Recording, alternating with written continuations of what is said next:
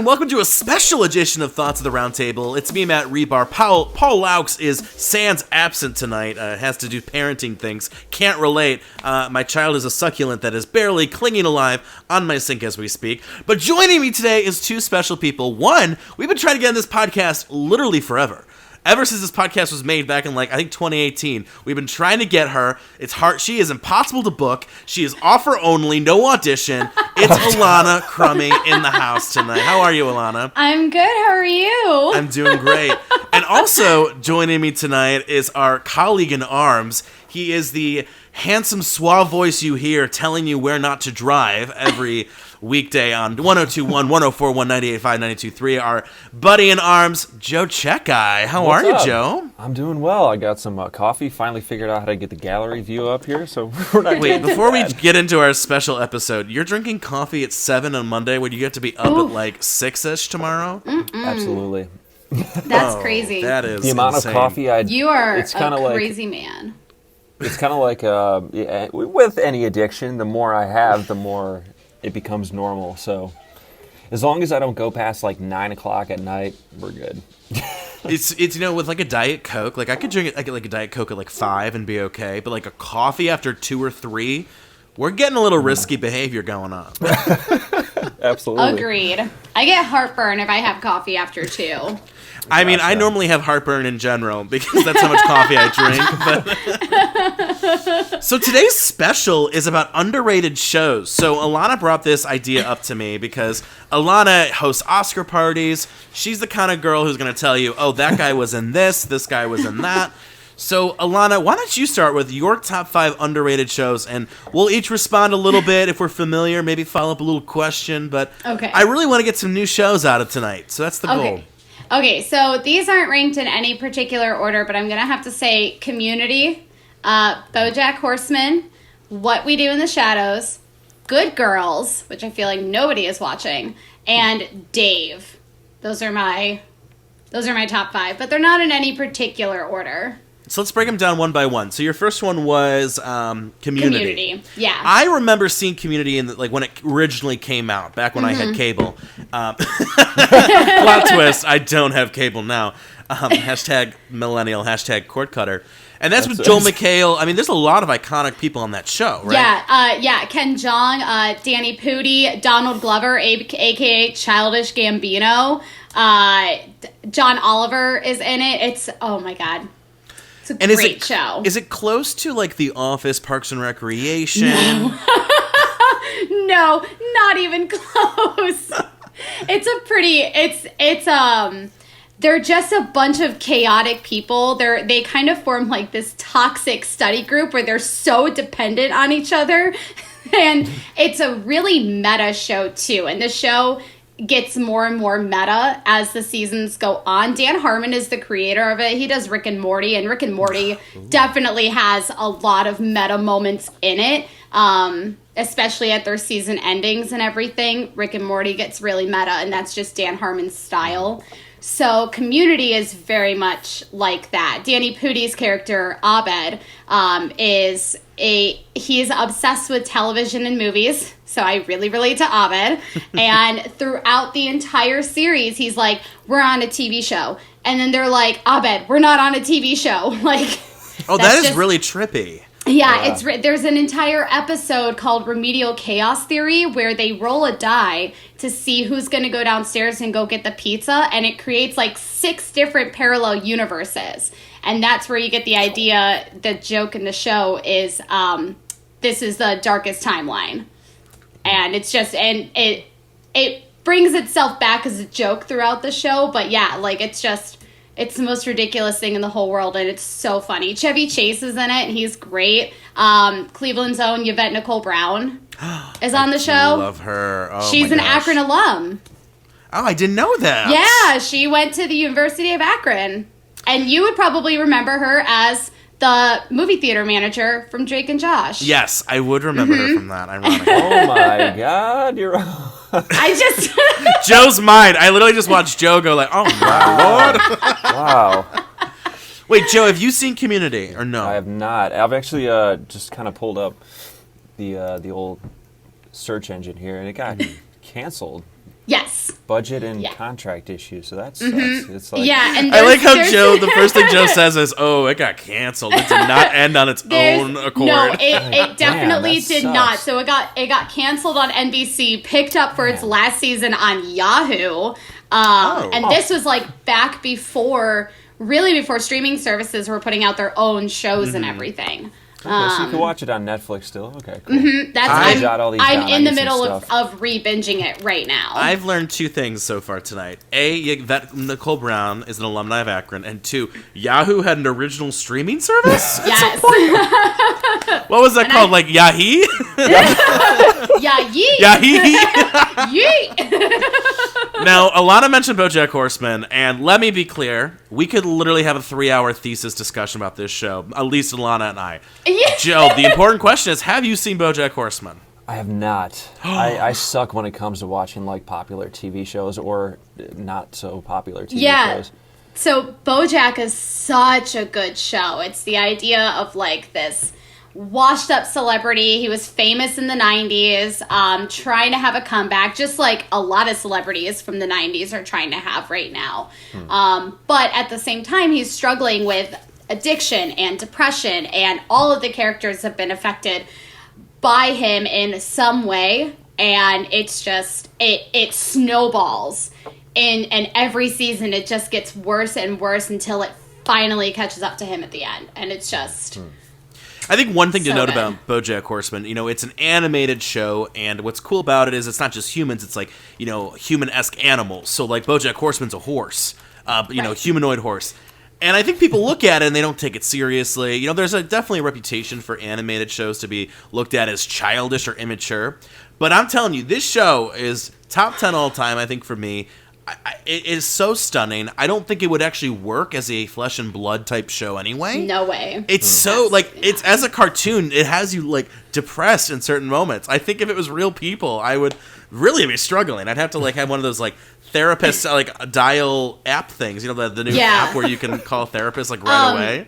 Will Arnett has said that BoJack Horseman was the hardest role for him because he would take a lot of that stuff home with him because of how dark that show is. Actually, BoJack Horseman changed the way a lot of TV critics were like writing the reviews because they wrote the show off after like only the first half of the first season, and because of the sudden 180 that the show takes, and you really see what it's about, and you see that it's not just like this satire on Hollywood and how dark the show actually is. A lot of websites had to change how they do their reviews of television shows because they didn't finish watching BoJack and they just wrote it off as another comedy.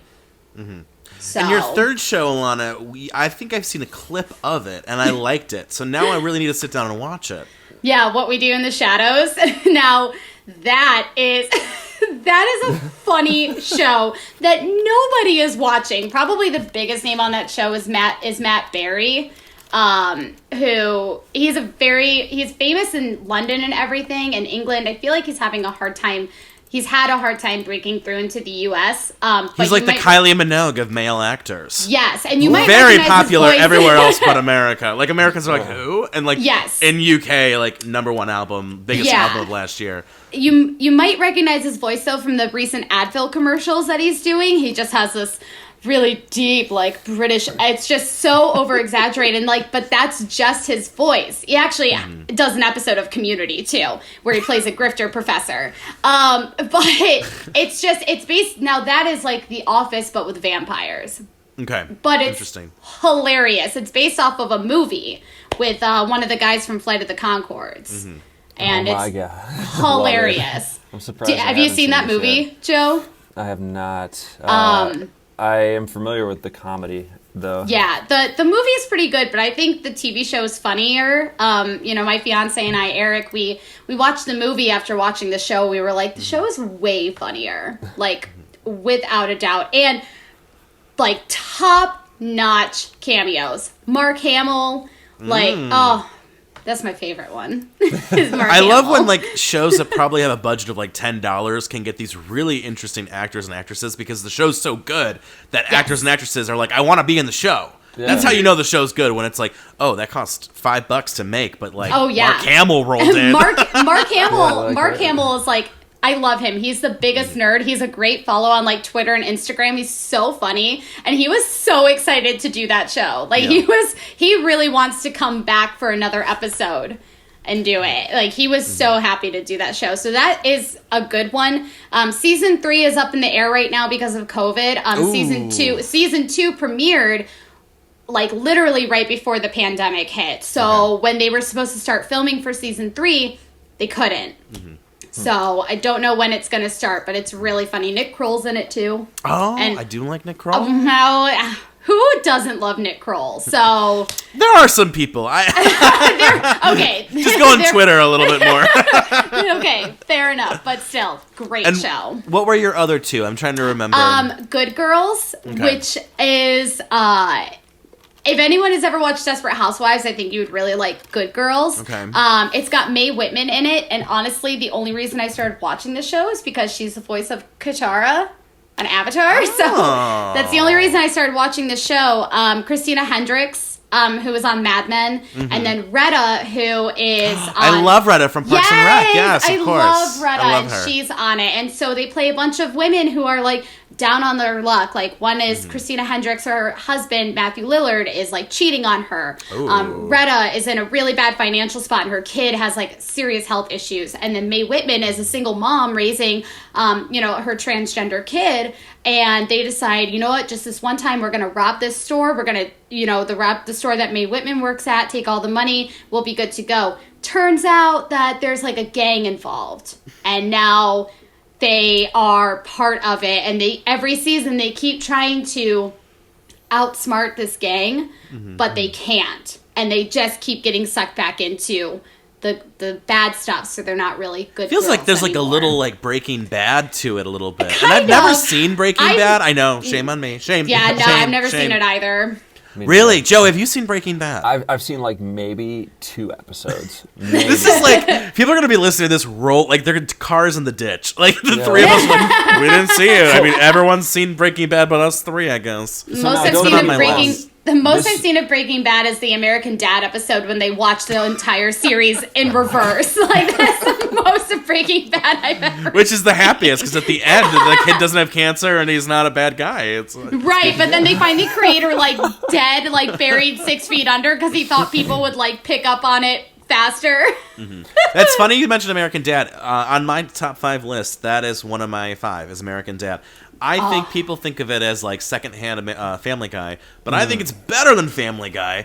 And I just think the Really? character of Roger is so interesting because he can play whatever character. He can play sassy housewives. He can play like the lawyer. He can play, and that having that adaptable character, I think, really allows more plot lines. And Alanna, we've mentioned too. I think on Family Guy, Lois and Meg are they don't really get good character development. They don't get good No. stories half the time. They're kind of written off. And I love my female characters, and I feel like American Dad has more stronger female characters in Francine and Haley a little bit. So Yes.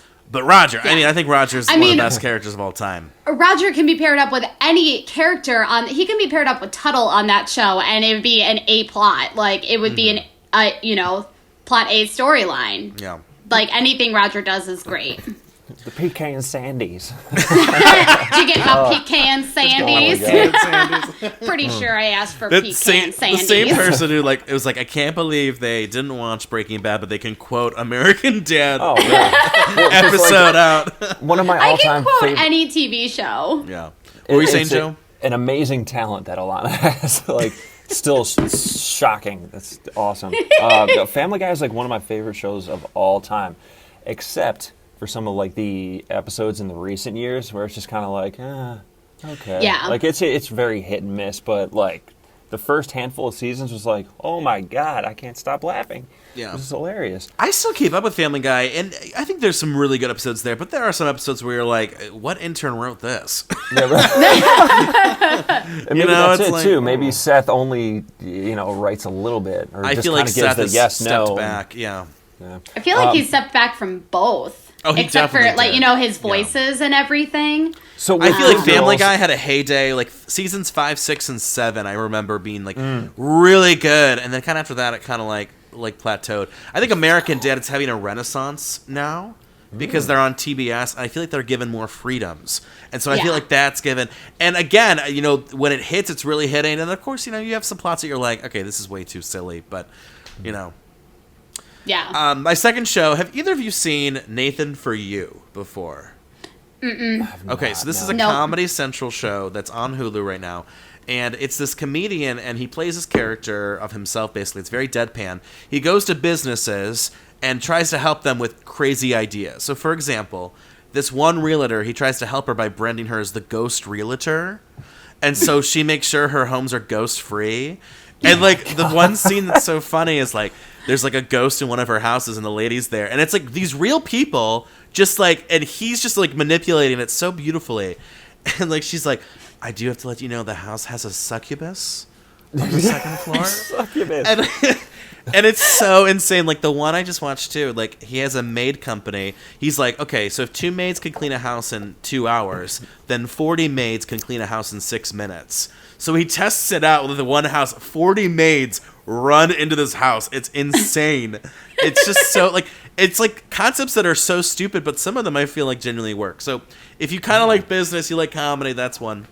I love Golden Girls, and so when Grace and Frankie came out on Netflix, I loved it. And I still get made fun of for Grace and Frankie, but it has an amazing cast. Jane Fonda, Lily Tomlin, you got Daddy Sheen, is it Robert Sheen?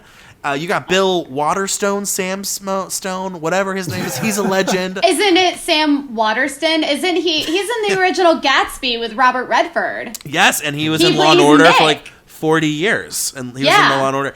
It is so good. I think it's a perfect blend of like funny and like serious. And I know it has to do with old people, and I'm 26. What do I know about being old? Pause. I'm in America, so I feel very old due to capitalism. But 2, you know, I think it's a really fun show. And I know people make fun of me. It's really good.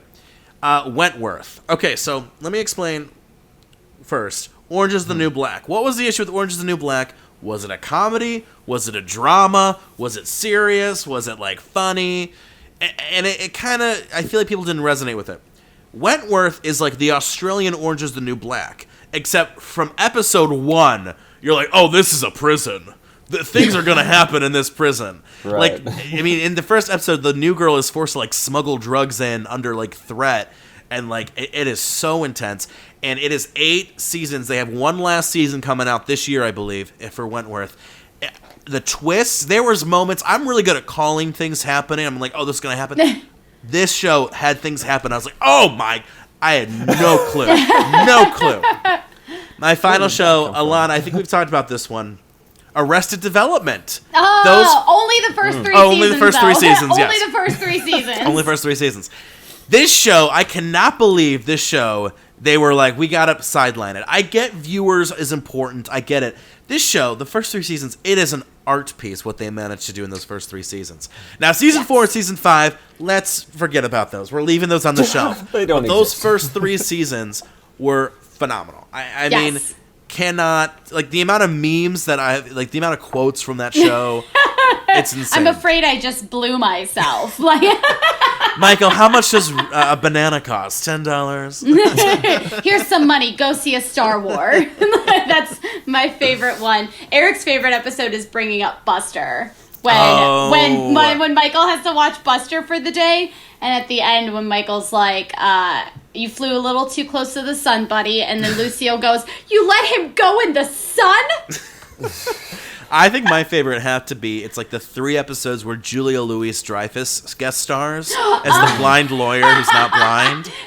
That is like the epitome of comedy, when they like break into their house and she can see them, but she has to pretend that she can't see them because she's pretending to be blind. And they're like doing like crazy acrobatics across like the dryer and the table. And she can see it all happening, and her she's just dog is the one pretending. that's blind. Like, And then she gets pepper sprayed, and then she actually is blind later, and it's so, because then Michael throws the book at her at the courtroom. So, I mean, that is peak comedy right Yes, there. I absolutely. mean, so good. Joe, Educate us. What are right. some of your underrateds? So I'm going to preface this by a most recent ex-girlfriend of mine. She was very, very into TV shows. So a lot of the shows that you have brought up, I've seen bits and pieces of, like Good Girls. I've seen, wasn't there a scene with, like a school bus or something, and there was a cooler inside it? Mm-hmm. I think so. So with that one, I've seen that. So no particular order. The Eric Andre Show, for sheer comedy. For sheer comedy. It's just like, and actually looking at this list of mine here, a lot of it is comedy. It's very difficult for me to get into certain series unless I'm like super, super interested in it. So the Eric Andre Show was just, I saw a preview or something. I was probably drunk at the time. I was like, this is hilarious. And this just became one of my favorites after that. And the second is a show called Manifest. It was that came out last year, right? That started last year? I believe so, or Okay. maybe the year prior. But they were approved for, I believe, a third season. So the whole plot is there's this whole crew of passengers on a plane, and something happens up in the sky to where they just get zapped into like the future. Yes. And I know what show you're talking. Josh Dallas from Once Upon a Time is on that show. He's like the main character. A fantastic show. Just 'cause that taps into my spiritual side of believing and stuff too. So it was really. Is it like interesting. Lost on a plane? That's what I was thinking. Is it like Lost? Well, because they go back and everybody's like, we thought you guys were dead. I think it was 5 years. Yeah. And they just get off, and they think, on the plane, they think it's just been like a 2 plane seconds ride or whatever, with some crazy ass turbulence or something. Maybe they were part of Thanos' snap. I'm just saying. They called it the blip, and it was for 5 years. Thanos went like all that. Can I real quick hashtag late night confession? Oh, I boy. watched the first 5 seasons of Lost, and then I never watched the last season of Lost. Which I feel like is like really bad because like that's the one show you should watch all the way through just to find out all the questions, right? Okay, do they get off the island or do they not? I'm just confused. I mean, spoiler alert, from what I know, they do not get off the island. Even later late night hashtag, I watched the first 37 minutes of the first episode and gave up. I tried. Really, the first episode I thought was really good because half of it was like the whole crash scene, and it was like really intense. I was like, oh my god. I was more invested in the Discovery Kids version of it with what's his face, Corbin Blue. Wait, a Discovery? Yeah, there was like a Discovery Kids version of Lost, basically. How do you make that for kids? Is there still mismanaged relationships and stuff? It sounds like a fever dream, I know. But it was a real thing. It was a real show with Corbin Blue. This was back when I had Armstrong digital cable and I was a little kid. Oh, my. But. Absolutely. I gotta Google this because, listen, it's been a minute since I've seen Lost, but there was nothing about that I think could be adapted to a kid's movie or a kid's film. Yeah, no, it was a kid's show. It was car crash, it was sex, it was smoke, it was monsters, it was cults, it was random locked doorways, it was people drowning, it was... I don't know how you turn that into a kid's show. Well, it was a bunch of kids who crash landed on an island. So Lord of the Flies, but make it Lost. Yes. Which again, Lord of the Flies is not a very friendly kids book either. Which had more murder, Lord of the Flies or Lost? Where were there more deaths? Did they kill 10 kids in that book? Spoiler alert. I can't believe that's a good book. I think that book is so messed up. Okay. The book sucked. Back to Joe. So, don't get me wrong. So I believe that Survivor maybe was on and then Lost came on after that originally, maybe. And Yes. I want to say I was way more interested in Survivor and just may have shut it off before Lost, so I never super I love got Survivor. into You that. fall asleep during Survivor, and then you're like, where aren't they supposed to be what is doing this? a tiki challenge? I Yeah, right? love Survivor. Isn't there supposed to be an eviction? Why is there smoke? What is Jeff doing? Stand by. Technical Stand by. head difficulties. Okay, speaking of challenges, a perfect segue to my next suggestion was MXC, Most Extreme Elimination Challenge. What is that? I've never heard of that. Never heard of that. So that was a show that was on Spike TV. Oh God! Oh God! And then it got canceled and put on Hulu's streaming service. Absolutely.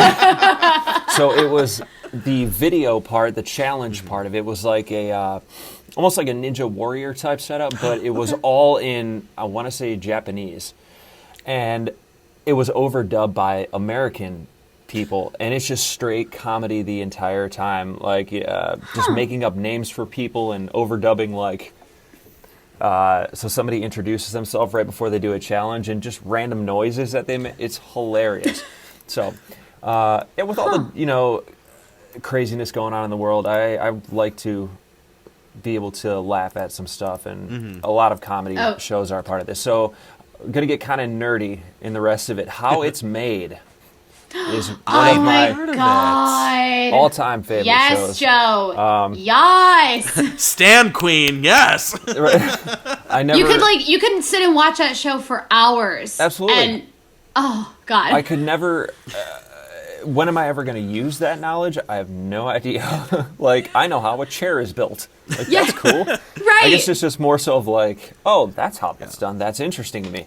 Listen, if the apocalypse happens, I'm going to go to Joe Czekaj's house because he'll have, like, I know how to make a chair. The world is on fire, but that chair's going to look so good. Not only is it a chair, but is a strong defense mechanism. It turns into, whatever. So the last one I have here is This Old House, only because it's underrated in my mind because of how naive I was when I first watched the bulk of it. I didn't realize how useful it would be as I got older and different applications that I would need, and just sitting there like watching it with my dad because he was a carpenter, and like, when am I ever going to need this, Dad? When? And 10 years, 20 years down the line, it's like, oh, I know how to do that. I can do that.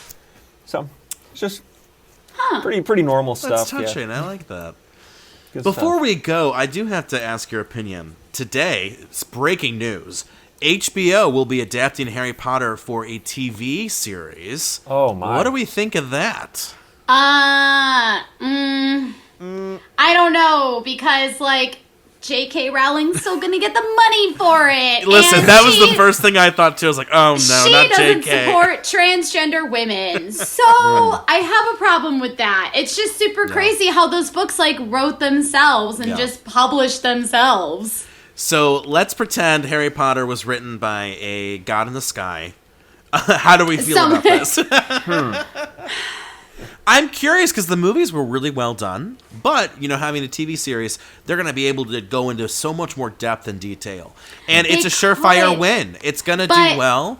So my question is... It's dependent on it running for as many seasons as they need. That's the only problem. It's dependent on it being so good that they renew it for each season. I don't think they're going to have any problem renewing it. It's HBO. I think HBO always knocks it out of the park. But have you seen the last season of Game of Thrones? But HBO doesn't always knock it out of the park. But that's the thing. I think going into this, they know they can't do Game of Thrones. Like, they need people committed. And I'm wondering, too, is season 1 going to be book 1? Season 2, book 2? Season 3, book 3? But then you get to 4, 5, 6, and 7. Those books could be 2 seasons easy, right? Exactly. That's why I'm saying that it's gonna be so dependent on being constantly renewed, contract negotiations for the actors, all that kind of stuff going into it. It's going to be dependent on having to be at least probably 10 seasons long. I was agreeing that too. Joe, what do you think? Yeah, and on that note too, as far as actors go, I think initially there's going to be a huge push for people that watch it, but I also think there's going to be a little bit of a backlash as far as not having the characters that they know, or the actors playing those characters that they know. So it might, I think that might pose a little bit of a thing. I mean, who else can you, going off of what Joe says, who else can you picture playing Severus Snape? That's right. I mean, you can't. I mean, Alan Rickman was perfect. That was good. He was one of my favorite actors. Oh, yeah, wow. and and he's gone now. I can't picture. But at the same time, that's where we have to adapt and develop and not be like the boomers who like everything the way that it is. Don't change. I think one thing too, when that book series was going on, then the movies started while the books were still being written, right? So you really picture Harry as Daniel Radcliffe and Emma Watson as Hermione. Versus other series, you don't really have like as solid of a character outline pictured, Right. But I wonder, enough times passed, there's new Harry Potter fans and some that have turned away because of J.K. Ugh, I don't even want to finish her name. But I wonder if, the time is right. I mean, Amazon's doing a whole Lord of the Rings adaptation for TV. Wow. Oh, God. And again, that's dependent on it. I think I they've don't already know. approved. I think they've already approved. I mean, because Amazon could literally be like, film 20 seasons. We don't care. We have the money. Yeah, right. Here's money. Yeah, that's true. It's like the it's like the Futurama meme of like, here's my money. Just take it. Has enough money to create an entire Lord of the Rings series. Not enough money to pay all of its employees benefits. It's like, you know what? We really do want to put in $3 billion in this Lord of the Ring remake, but That sounds good. if you work for us, ooh, can you get those food stamps? Ooh. Sorry. I think that Harry Potter and Lord of the Rings alike have those deeply embedded fan groups that are just going to like them no matter what. I agree. Anything Yeah. that's part of their echelon of whatever they put out, that they're going to be behind them. So I think it'll be interesting to see what happens and how people receive that, who Yeah. are just coming into it for the first time. And you got that huge, Hogwarts video game coming out in 2022 that's open world. It's like Grand Theft Auto, but Hogwarts. I mean, this brand is going to live on. Like, I mean, I think they're going to continue milking this cash cow for all it's worth. And, knowing, I don't, blank, she's probably going to write more books at some point. I mean, she probably will, but going off of what Joe's saying, I think you have a good point, Joe, about the fan bases for Lord of the Rings and Harry Potter, because I don't think they're nearly as critical as Star Wars fans. Oh, Oh my gosh. I mean, anytime Star Wars does anything, the fans are attack. They're up here like, what are you doing? Yeah, no, exactly. The Mandalorian is probably the most recent Star Wars thing that Star Wars fans don't absolutely hate and rip apart, which is, As someone who only saw 7 and didn't see 8 or 9, I liked 7, but it just felt like a rehash. Whereas, and I haven't seen The Mandalorian yet, but it sounds like it's a very, new, fresh concept for Star Wars. And so I think, I hope that that's a lesson for them that, you can't keep recycling tropes. You need to create new material. I mean, that's what Harry Potter's going to do with that video game. And probably with the series, it's going to expand upon and be a new, type of look at the series. So, yeah. And how great of an idea was that originally to be like, to have the foresight, maybe they didn't, to be like, okay, we can just continue to expand any way we want 15, 20 years down the road. It's incredible. It's incredible. I mean, I'll never forget seeing Harry Potter for the first time. Both my parents fell asleep in the theater on either side of me, and I sat there like, this is the greatest thing I've ever seen. Right? And then that was when my mom realized I was an advanced reader, because at 6 years old, I was like, I want to read Harry Potter. Me and I too. was blowing through those books, man. I don't think I'll ever go to another midnight release for a book ever again. But for Harry Potter, remember I was those there last few books? every It was time. like it was Every like time. 500 people at a Joe Beth bookstore trying to get the first copy. Yep. Like Can't you do wouldn't, that anymore. you wouldn't think nerds know how to throw a punch, but if you're at a midnight Harry Potter release, man, elbows just.